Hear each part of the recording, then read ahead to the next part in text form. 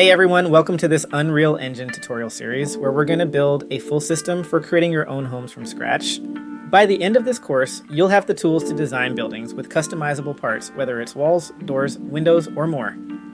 This is episode 1 and we're diving right in. No fluff, let's start building! We're going to start by creating a structure to hold all the information for our building supplies. This is essential because it keeps everything organized and scalable as you add more assets.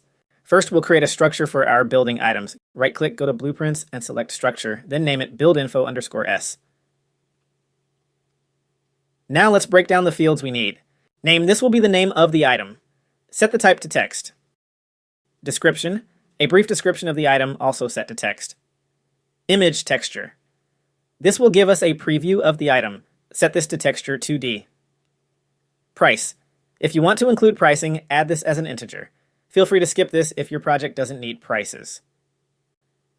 Finally, this will be the actual mesh of the item. Set this to static mesh. With this, we've set up the basics to store the core information about each building supply item. Now we want to categorize our building supplies, for example, walls, doors, roofs, furniture, etc. To do this, we're going to use an enumeration. And let's create a new folder to keep things organized. Select New Folder and call it Data. Move our structure into this folder. Inside that folder, we'll now create an enumeration and name it build categories _E. Now open the enumeration and start adding your categories. This could be walls, floors, roofs, furniture, accessories. Feel free to add any other categories you'll be working with. Next, go back to our structure and add the enumeration we just created. Select it from the drop-down list and name the field appropriately. By doing this, we now have categories that can be assigned to each item, keeping our project well organized as we add more building assets. Now that we have our structure and categories in place, it's time to set up the data table, which is where all the magic happens. Right-click, choose Miscellaneous, and select Data Table. Select the build info structure you created earlier. This will be the template for our data table. Now every time you add a new row to the data table, you'll fill in the item's category, name, description, image, price, and mesh. This makes it super easy to manage everything in one place, and you can reference this table later on in your game logic. For now, let's quickly select some basic categories, fill in the text fields, and so on, but we're going to need a mesh to work with, and we want these meshes to be set up correctly to be modular. Modular assets allow us to easily snap building parts together, which is crucial for a smooth building system. I have a full video on modular design, and you can check that out if you want to go deeper into it. But for now, I'll quickly jump into Blender and make a simple wall from a cube. I'll adjust the sizing and scale to suit the game, name it properly, and export it into Unreal Engine. Now that we've got our wall mesh in Unreal Engine, let's add it to our mesh section in the data table. Just to keep things simple for now, you can use any basic image for the item's icon. We'll come back later to refine and organize everything properly. Now it's time to put our data table to work. We'll first need to create a master widget that controls all the building assets we'll be working with. Name it building select _WB. Next, open the widget. Inside the widget, go to Library section and add a canvas panel. This will act as the base for all other UI elements. Then find a button and place it anywhere for now. It doesn't need to look fancy at this stage. We're just focusing on getting the core functionality working. Later, we can go back and improve the UI's appearance. Now drag an image into the button. This will serve as the visual representation of the asset we select.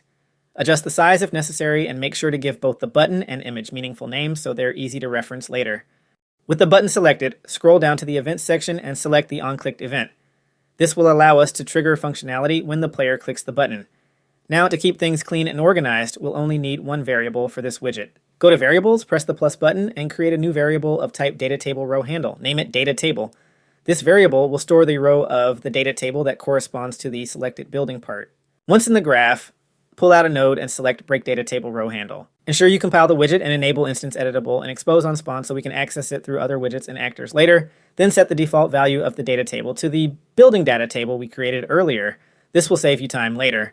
From the break data table row node, drag out and get a get data table row node. Connect both the data table and the row name to make sure it pulls the correct row from our building data table. Finally, from the output row, break the structure into its components. Now you'll have access to all the information from your building info _s structure, like the name, description, image, price, mesh, and category, right within this widget.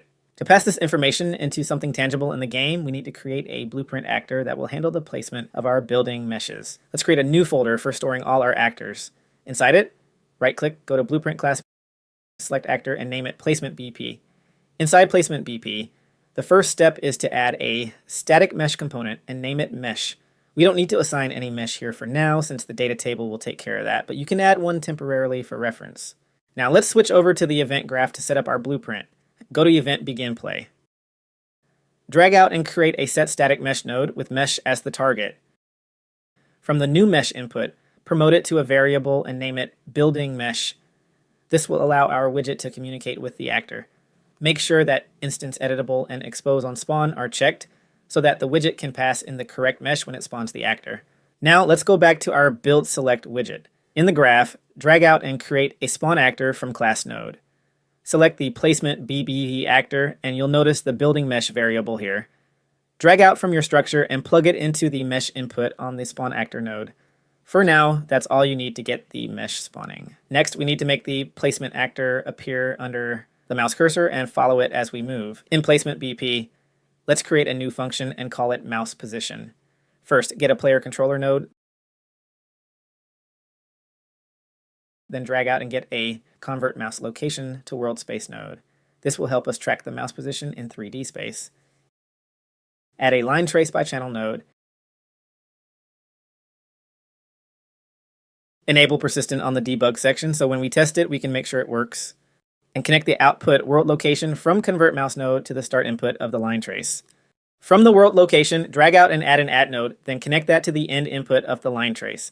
Next, from the world direction, drag out and get a multiply node. Right-click on the second input and choose float, then type in a value like 2000. This will set the distance of the line trace, determining how far you can reach with the mouse. Now let's finalize the logic for placing and snapping the mesh. On the line trace node, add a branch node and break the out hit result. On the true output of the branch, get a return node. From the out hit results, drag out from location and add a vector snap to grid node. This will allow you to snap the placement of the mesh to a grid-like format. If you don't want snapping, you can skip this step. But if you do want snapping, set the grid size to match your mesh. In this case, we'll use 400 to match our wall mesh.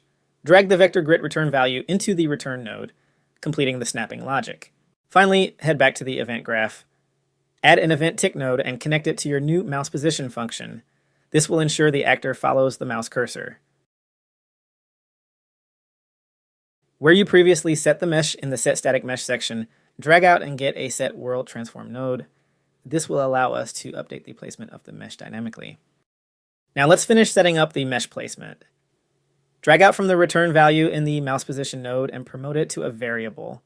Let's call this mesh location, as we'll need it later for placement logic. Connect the nodes and then split the world transform pin on the set world transform node. This will give us access to the mesh's location. Pull out from the promoted mesh location variable and add another vector snap to grid node, just like we did earlier. For the grid size, promote this to a variable, so both the snapping and mouse position and this function use the same grid size. This allows you to quickly adjust the snapping behavior later if needed.